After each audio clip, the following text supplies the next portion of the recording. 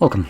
In front of me is a XIAOMI Mi Mix Flip, and today I will show you how we can enable power saving mode on this device.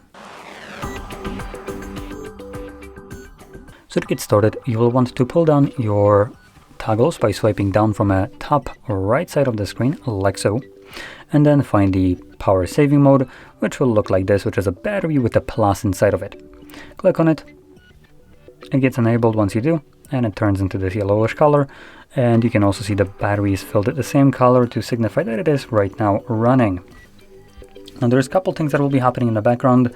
So if we hold it, we can actually see what will be changed, and you can toggle some of those off if you don't like them.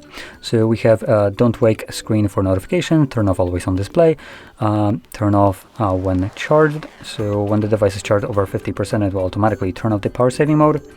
You also have the option to select a schedule mode for the power saving mode, so it will automatically turn on, for instance, during nighttime as an example, and turn off when charged, which, oh, this is for ultra battery saver, so there is also a more extensive version of it if you want to, though most people will be interested in the normal one, as the extensive does limit your device by just quite a bit on what it can do.